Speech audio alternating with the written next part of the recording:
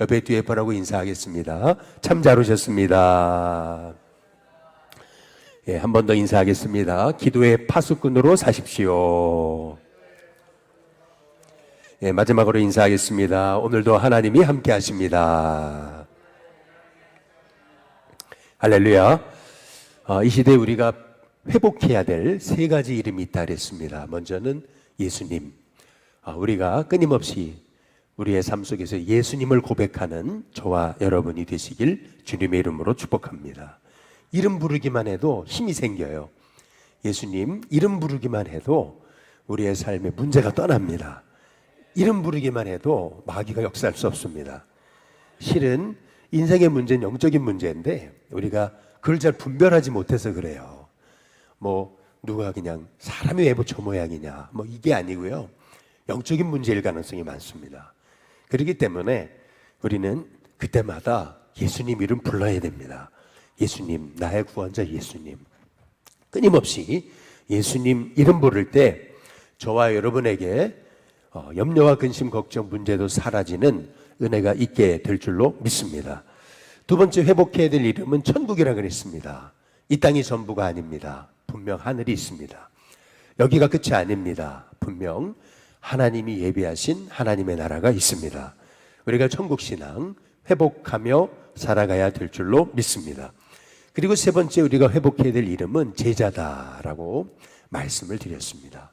먼저 내가 예수님 닮은 제자가 되어야 되겠고 또한 제자를 일으키는 그러한 삶을 살아야 된다라고 말씀을 드렸습니다. 예수님은 그 제자들을 부르셔서 세상으로 파송하셨습니다. 우리는 부름받은 자들이죠. 누가 부르셨습니까? 하나님이 부르셨습니다. 온 우주 만물을 창조하신 하나님이 나를 불러서 주님의 종으로, 주님의 자녀로, 주님의 제자로 삼으셨습니다. 하나님이 부르셨다면 하나님이 책임지신다. 하나님이 갈 것도 예비하시고 먹을 것도 예비하시고 사람도 붙여주시고 우리가 가는 곳에 하나님이 놀라우신 우리도 알지 못하는 예비하심이 있다라고 하는 것을 우리가 함께 나누었습니다. 저는 여주에 있을 당시에 나이는 먹어가고 또 많은 사람은 없고 끌어줄 사람이 없는 것 같고 저는 원래 대척을 하려고 그랬습니다. 그래서 쉬는 날이면 또 저녁 시간이면은 동탄도 갔다가 별내도 갔다가 안 가본 데가 없어요. 개척 장소를 물색하려고. 또 개척하시는 분들 이렇게 만나서 인터뷰도 하고 어떻게 했는지 리서치도 하고 굉장히 사실은 개척을 하려고 준비를 하고 있었습니다. 근데 놀랍죠? 갑자기 제 친구가 전화가 와가지고 한 교회 가봐라, 가서 설교해봐라, 이제 그래가지고 오게 된 게 일신교회였던 거죠. 본래 이 서울 남대문은 정말 오리라고는 생각도 못했고 옛날 딱 한 번 안경하러 한번 왔던 적은 있었습니다. 그런데 이 남대문에 제가 오리라고는 꿈에도 꿔보지 못했던 거죠. 저는 분명히 믿습니다. 내가 알지 못하는, 나도 알지 못하는 하나님의 계획이 있단 말이죠. 우리는 그런데 자꾸 내 계획, 내 생각, 내 플랜에 우리가 메어버려가지고 하나님의 계획을 못 보는 거죠. 하나님은 나를 위해 가장 좋은 것을 예비하셨다. 나를 위해서 언제나 나도 알지 못하는 하나님의 계획이 있으시다. 그것이 부름받은 자가 가져야 될 믿음의 확신인 거죠. 하나님이 부르셨으니 부르신 분이 하나님이신데 그러면 하나님 모든 길을 예비하신다. 책임지신다. 그 믿음을 가지고 오늘도 담대히 사십시오. 오늘도 내 뜻대로 안 돼도 낙심하지 마시고 힘든 일 생겨도 원망하지 마시고 우리가 해야 될 일은 오직 기도와 감사뿐이잖아요. 오늘 한날의 삶에도 저와 여러분의 입술에서 기도가 나오고 감사가 나오는 우리가 할 일은 오직 기도와 감사다. 그 믿음을 가지고 승리하는 저와 여러분이 될 수 있기를 주님의 이름으로 축복합니다. 예수님은 제자들에게 이렇게 마지막 말을 남기셨습니다. 세상에서는 너희가 환난을 당하나. 분명 세상에서는 환난이 있을 거다라고 말씀하십니다. 진정한 제자라면은요, 진정한 제자는 두 가지 특징이 있습니다. 먼저 첫 번째는 진정한 제자는 절대 미워하고는 못 삽니다. 결국에는 제자됨의 특징, 그것은 사랑인 거죠. 너희가 서로 사랑하면 이로써 너희가 내 제자인 줄 알리라. 정말 주님의 제자는 결국에는 사랑하며 사는 사람이죠. 그리고 두 번째 제자의 표시가 있습니다. 그것은 뭐냐면 제자에게는 고난이 있습니다. 세상에서는 너희가 환난을 당하지만, 이것이 예수님이 우리에게 제자가 된 사람에게 있을 그러한 고난임을 우리에게 말씀하고 계시는 것입니다. 그래서 우리가 고난을 당할 때 우리에게 필요한 게 있어요. 너희가 세상에서는 환난을 당하지만 우리 주님 말씀하시잖아요. 담대해라. 저와 여러분이 오늘도 담대하시기를 주님의 이름으로 축복합니다. 절대 안 망합니다. 절대 여러분 죽지 않습니다. 절대 여러분의 인생 잘못되지 않습니다. 담대하십시오. 고난이 있어도 하나님이 도우십니다. 그 믿음을 가지고 담대해야 됩니다. 오늘 말씀에서도 우리 예수님이 3번이나 이렇게 얘기하시는 거예요. 두려워하지 말라. 3번이나 두려워하지 말라라고 말씀하고 계시는 거죠. 왜 두려워하지 말아야 되는 겁니까? 그 이유는 먼저는 오늘 여기 26절에 한번 보시면은 그런즉 그들을 두려워하지 마라. 감추인 것이 드러나지 않을 것이 없고 숨은 것이 알려지지 않을 것이 없느니라. 반드시 진실은 드러나기 때문에 두려워하지 말라라고 하는 거죠. 오해받고 또 모함당하고 또 어려운 일 당할 때 여러분 속상해하지 마시기를 바랍니다. 결국에는요, 다 진실은 드러나게 되어 있습니다. 결국 감추인 것이 드러나지 않는 것이 없습니다. 숨은 것이 알려지지 않는 것이 없어요. 지금은요, 주님의 일을 하다가 우리가 오해받을 수 있고 고난당할 수 있고 어려움 당할 수 있죠. 여러분, 전도라는 것이 쉽습니까? 전도하다 보면은 여러 어려움도 있을 수 있죠. 그러나 반드시 하나님이 결산하는 날이 있습니다. 우리가 꼭 믿어야 되는 것은 뭐냐면요, 최후 심판이 있다라고 하는 것을 우리가 잊지 말아야 됩니다.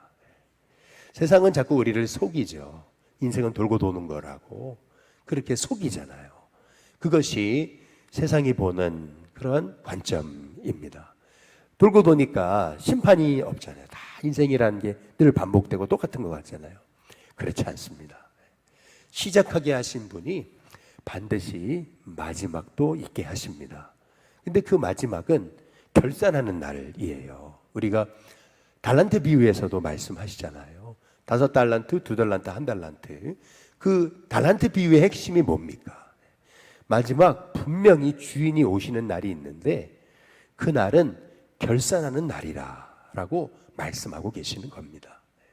반드시 주님 오십니다. 주님 오시고요. 그리고요, 주님 오시는 날에는요, 결산하는 날입니다. 그것이 성경에서 하고 계시는 말씀이에요. 우리가 세상 보고 속으면 안 됩니다. 반드시 결산하는 날이 있고요. 우리 주님이 이 땅에서 우리의 눈물 닦아주실 날이 있는 겁니다. 그렇기 때문에 이 땅에서 우리가 너무 세상 것 많이 누리고 살면 안 돼요. 물론 하나님 주시는 복 갖고 살아가는 거 감사하죠. 그러나 우리가 너무 세상만 바라보고 우리가 롯처럼 그런 부끄러운 구원의 대명사가 되면 안 돼요. 오히려요, 이 땅에서 고난당해도요, 정말 주님 위에 살아야 돼요. 주님 위에 살면요, 우리 주님이 반드시요, 마지막 날 저와 여러분 잘했다고 칭찬하시는 그날이 있는 줄로 믿습니다. 여기 27절에 보면 내가 너희에게 어두운 데서 이른 것을 광명한 데서 말하며 너희가 귓속말로 듣는 것을 집 위에서 전파하라 라고 그렇게 말씀하십니다. 어두운 데서 그렇게 말한 거, 그리고 귓속말로 듣는 거, 그거를 사람들에게 가서 아주 공개적으로 말하라 라고 얘기하고 계시는 거거든요. 이 말씀의 의미는 뭐냐면요, 어려움이 온다고 위축되지 말라는 거예요. 오히려 더 담대하게 전해라.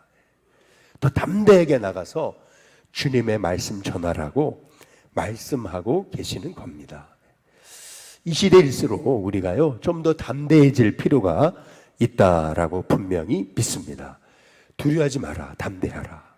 세상에서는 너희가 환난을 당하지만 담대하라. 내가 세상을 이겨노라. 여러분, 저와 여러분을 이기게 하시는 분은 우리 예수님이신 줄로 믿습니다. 반드시 이기게 하십니다. 그러니까요, 두려워하지 말고 반드시 주님의 마지막 결산이 있음을 믿으면서요, 딱 주님 바라보고요, 중심 잡고 나아가다 보면은 하나님 반드시 오해받았던 것도, 그리고 감추었던 것도 다 드러나게 하시고, 결국에는요, 하나님이 저와 여러분을 통해서 진리와 진실을 나타내시는 그런 날이 있게 될 줄로 믿습니다. 두 번째, 왜 두려워하지 말아야 되는 거냐면요, 오늘 여기 28절에 보니까 이렇게 얘기하죠. 몸은 죽여도 영혼은 능히 죽이지 못하는 자들을 두려워하지 말고 오직 몸과 영혼을 능히 지옥에 멸하실 수 있는 일을 두려워하라. 여러분, 고난 당하면은요, 우리의 몸은 죽을 수 있죠. 고난 당할 수 있죠. 그러나 여러분, 우리 영혼은 죽이지 못합니다. 우리가 정말 두려워해야 될 분은 몸과 영혼까지도 멸하실 수 있는 그런 하나님이신 거예요. 여러분, 이 시대에는 우리가 회복해야 될 것, 그것은 뭐냐면은 진짜 두려워해야 할 분을 두려워하는 신앙이라고 저는 믿습니다. 이 시대에 하나님 두려워함이 없잖아요. 이 시대요, 사람들이 하나님의 이름을 잃어버린 거예요. 사사시대가 어떤 시대냐면요, 자기 소견에 옳은 대로 행하던 시대잖아요. 이 말이 뭘 의미하는 거냐면, 사사기를 잘 보시면은 사람들이 하나님을 두려워함이 없습니다. 그래서 레위인이 첩을 두는 거고요. 그리고 어떤 사람은 복 받으려고 레위인을 돈 주고 사가지고 자기가 해달라는 대로 복을 빌어달라고 그러고요. 하나님을 두려워함이 없어요. 그러다 보니까 서로 같은 민족끼리 죽이기 시작하는데, 완전 그 지파 하나를 완전 멸할 정도로 그렇게 사정없이 죽인 다음에 나중에 그들이 하는 말이 우리가 왜 죽였지? 그런 거예요. 하나님을 두려움이 없는 시대. 여러분, 그 시대가 사사기거든요. 다시 말해서 그 사사기의 극치가 뭐냐, 마지막 끝자락을 보시면은 엘리의 두 아들 홈니와 비나스거든요. 사람들이 와서 제사 드리는데 그 제사 드리는 그 동물을요, 그 음식을 갈취하잖아요. 그리고 기름을 태워 바쳐야 되는데 드리기도 전에 내 주인이 아주 맛있게 먹을, 그 구워 먹을 고기를 달라고, 아니 이거 하나님께 드려야 된다고 그러는데도 아니다, 그 갈취하고, 또 성전에서 수종 드는 여인과 동침하고. 무슨 말이냐면은 제사장의 아들 이 홈니와 비나스, 엘리의 두 아들이요, 하나님을 두려워함이 없어요. 그러니까요, 하나님이 어떤 사람을 이렇게 세우시는 거냐면은 하나님을 두려워할 줄 아는 한나의 아들 사무엘을 세워가시는 거예요. 그 사무엘상을 잘 보시면은 한나가 이렇게 고백합니다. 하나님은 우리의 행동을 달아보신다. 하나님은 높이기도 하시고 낮추기도 하신다. 그러면서요, 그 한나의 노래를 잘 읽어보세요. 한나는요, 하나님이 어떤 분인지 알았어요. 하나님을 두려워할 줄 알았어요. 그래서요, 엘리 선지자가 처음에 그러죠. 엘리 제사장이 그러잖아요. 여자가 대낮부터 와가지고 술 취해서 성전에서 이러고 있냐고. 그런데요, 그러고 나서 자기가 실수한 거 알고 축복을 해주잖아요. 그랬을 때요, 한나는요, 그 축복의 말을 그대로 받아버립니다. 그리고 집에 가서 절대 근심하지 않습니다. 이 말의 의미는 뭘 의미하냐면, 한나는요, 하나님을 두려워할 줄 아는 사람이었어요. 하나님을 두려워할 줄 아는 그 여인 밑에 하나님을 두려워하는 사무엘이라는 손자가 일어나는 거예요. 이게요, 사사기 끝자락 사무엘상 시작하는 자락에서 하나님이 한나의 집안에서 사무엘 같은 사람을 일으키시는 그 하나님의 말씀인 거예요. 여러분, 우리 이 시대에 우리가 뭘 회복해야 되겠는가? 그것은요, 하나님 두려워할 줄 알아야 돼요. 하나님 두려움이 없으니까 마음대로 죄 짓는 거예요. 하나님 두려움이 없으니까요, 그러니까 전혀 하나님 의식하지 않고요, 마음대로 죄 짓고 살아도 하나님 다 용서하시는데 뭐, 하나님 다 사랑하시는데 뭐, 하나님 십자가로 다 용서하셨는데 뭐, 이렇게 하나님을 마무리 여기는 거 되는 거예요. 여러분, 하나님 살아계시는데, 하나님 시퍼렇게 보고 계시는데, 여러분 그 신앙이 있으면은요, 우리가 어떻게 함부로 죄 짓습니까? 못하는 거죠. 지금 하나님이 나를 보고 계신다고 믿는다면은 내가 어떻게 함부로 살아요? 그렇게 못 살아요. 오늘 예수님이 주시는 말씀의 의미는 뭐냐면은요, 몸은 죽여도 영혼은, 몸과 영혼을 영혼은 못 죽이는 그 사람들 두려워하지 말고 몸과 영혼까지 죽일 수 있는 그런 하나님을 두려워하라고 그렇게 말씀하고 계시잖아요. 그 하나님, 여러분 정말 우리가 두려워할 분을 두려워해야 돼요. 저와 여러분이요, 진짜 하나님 의지 않는다면요, 하나님 살아계시고 정말 하나님 의지하는 자를 하나님이 도우시고 돌보신다는 믿음이 있다면요, 저와 여러분에게 있어서 두려움은, 염려, 근심은 사라지는 줄로 믿습니다. 마지막 세 번째로 왜 두려워하지 말아야 되는 거냐면 29절에 보니까 이렇게 말씀하시는 거죠. 우리 같이 한번 읽어보겠습니다. 함께 있습니다. 시작. 참새 두 마리가 한 아사리온에 팔리지 않느냐. 그러나 너희 아버지께서 허락하지 아니하시면 그 하나도 땅에 떨어지지 아니하리라. 여기 보면요, 참새 두 마리가 한 아사리온에 팔린대요. 여러분, 이 한 아사리온은요, 노동자들이 하루 일해서 벌어야 될 품값의 16분의 1입니다. 다시 말하면 정말 보잘것없는 동전 하나에 이 참새 두 마리가 팔린다는 거예요. 그런데 그렇게 이 정말 별 가치도 없는 이 참새 한 마리도요, 하나님이 허락하시지 않으면 그 하나도 땅에 떨어지지 않는다. 참새 한 마리도 하나님이 허락하셔야 떨어진다. 여러분, 우리에게 이 믿음이 필요합니다. 하나님이 내 삶 주관하시고 하나님이 역사하시지 않으면은, 그러면 그 어떤 것도 일어나지 않는다. 여러분, 그 믿음을 가지고요, 오늘도 두려워할 분 두려워하고요, 그리고 그분은요, 오늘 여기 30절에 보니까 너희에게는 뭐까지 다 세세요? 머리털까지 다 세신다. 머리털까지 다 세시는데 두려워하지 말라. 너희는 많은 참새보다 귀하다. 하나님은요, 저와 여러분을 돌보시는 하나님이십니다. 제가 부목사를 하면서요, 이렇게 처음 부목사를 했던 곳이 강원도에서 제일 큰 교회였어요. 부목사님들 많았습니다. 전사님들도 많고요. 사역자만 그냥 몇십 명이죠. 굉장히 많죠. 그러다 보니까 그분들하고 이제 같이 이제 목회를 하다 보면은, 그때는 몰랐는데 시간이 흘러보니까요, 정말 주님 사랑하고 정말 주님밖에 모르고 그렇게 주님만 바라보고 목회하신 분들, 그런 분들 나중에 보니까요, 다 잘 되더라고요. 근데 제가 그거 보고 제가 요새 깨달은 게 있어요. 그게 뭐냐면요, 하나님이 다 보고 계세요. 하나님이요, 시퍼렇게 살아계세요. 그분이요, 우리의 머리털까지 세시는 거예요. 그러니까요, 그 머리털까지 세시는 하나님, 여러분 그 하나님을 믿는다면은요, 우리가 뭘 두려워하고 뭘 염려하고, 그리고 부당한 일이 있고 어려운 일이 있고 고난을 당해도 우리가 뭘 그렇게 염려하고 낙심하고 절망하겠습니까? 그 하나님이요, 머리털까지 세신다. 이 말의 의미가 뭐예요? 머리털은요, 매일 빠지잖아요. 그 머리털 셀 수 없거든요. 그런데 그것까지 다 세신다는 말씀의 의미는 뭡니까? 우리 하나님은요, 나보다 나를 더 잘 아시고요, 그리고 내 삶의 속속들이 하나님이 모르시는 게 없으시다는 말씀이거든요. 미국 본토에 가서요, 이란의 그 군수부 수장을 그냥, 예를 들어 그냥 드론으로 한번 여기서 버튼 하나 눌렀는데 사람을 이렇게, 여러분 그렇게 암살하잖아요. 그렇게요, 미국 본토에서도 다 보고 있는데, 드론을 통해 다 보고 있는데요.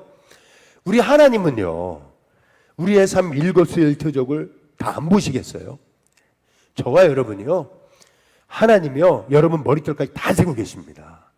그러니까요, 우리에게 필요한 건 뭐냐면 두려워하지 않는 거예요. 맡기는 거예요. 야, 내 머리털까지 세시는 하나님이 내 형편과 처지를 아시고 날 돌보시는데, 여러분 그 믿음이 있다면은요, 저와 여러분 오늘도요, 내 삶에 어려움이 있고 고난이 있고 역경이 있어도 하나님은 날 지키신다. 여러분 그 믿음으로 반드시 승리하는 하나님의 종들이 되게 될 줄로 믿습니다. 그런데 오늘 32절, 33절에 보면 누구든지 사람 앞에서 나를 시인하면 나도 하늘에 계신 내 아버지 앞에서 그를 시인할 건데, 누구든지 사람 앞에서 나를 부인하면 나도 하늘에 계신 내 아버지 앞에서 그를 부인한다. 여러분 이 말씀의 의미가 뭡니까? 여러분 나중에 천국 갔는데 주님 앞에 심판대 앞에 섰는데 주님이요 모른다고 하실 수도 있는 거예요. 저와 여러분이요 주님의 심판대 앞에 섰는데 주님이 모른다고 할 수 있는 겁니다. 지금 그 얘기를 하고 계시는 겁니다. 딱 심판대 앞에 섰는데 나 너 모르는데? 우리 주님이 그러실 수 있다라는 거예요. 여러분 이 말의 의미가 뭐예요? 오늘 우리가요 정말 주님 바라보고 주님 의지하고 주님 위에 살아야 돼요. 주님 위에 살 때 반드시 우리 주님은요 저와 여러분이요 모른다고 하지 않으세요. 그리고요 우리가 정말 은혜 받은 사람이면은요, 내가 정말 예수님을 알고 구원받고 은혜 받은 사람이면은요 주님 위에 살지 말라고 해도 살아요. 그러니까 주님 위에 살지 못하는 거는 어찌 보면은요 내 신앙 점검해 봐야 돼요. 예배도 너무 지루하고 기도하는 것도 지루하고 성경 보는 것도 지루하고 주님 위에 사는 것보다 돈이 더 좋고 세상이 좋고 날 여러분 그러면은요 여러분의 신앙 다시 점검해 봐야 돼요. 내가 구원받으면 어떤 현상이 나타나냐면 너무 예배가 사모가 되는 거예요. 너무 예배가 좋은 거예요. 그리고 구원받으면은요 주님 위에 살고 싶은 거예요. 여러분 성경 읽어보세요. 성경 읽다 보면은요 아 그렇구나 하나님 살아계시는구나, 아 천국과 지옥이 있구나, 성경 읽어보면은요 야 내가 주님 위에 살아야 되겠구나, 이거 알게 되는 거거든요. 여러분 한번 생각해 보세요. 내가 구원받았는데 어떻게 성경 없이 살아요? 구원받았는데 어떻게 하나님 없이 사냐고요. 이건 이상한 거예요. 이게 잘못된 거예요. 저와 여러분이요 정말 구원받았다면은요 주님 위에 살고 싶어져야 돼요. 주님 위에 내 삶 드리고 주님 위에서 내 인생 드리고요.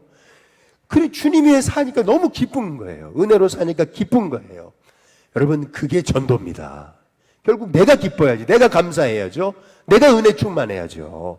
근데 놀랍죠. 나는 감사하고 기쁠 뿐인데, 감사와 기쁨 속에 살았을 뿐인데 하나님이 나를 통해서 하나님의 복을 부어주시는 거죠. 저와 여러분이요 주님이 세우셨습니다. 주님이 부르셨고요 주님이 택하셨습니다. 그러면은요 주님이 책임지세요. 머리털까지 세세요. 이제는요 주님 위에 사세요.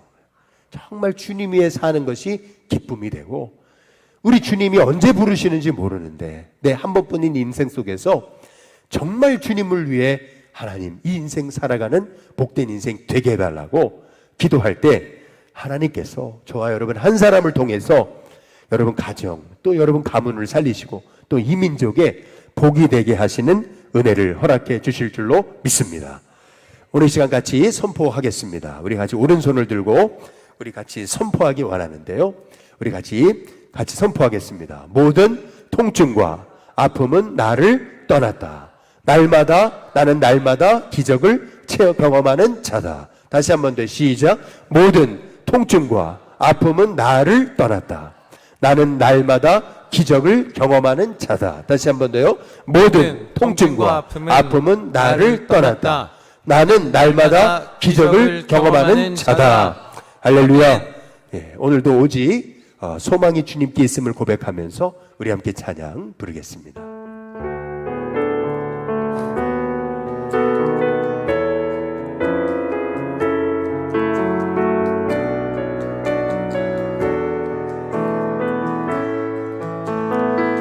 나의 영혼이 나의 영혼이 잠잠히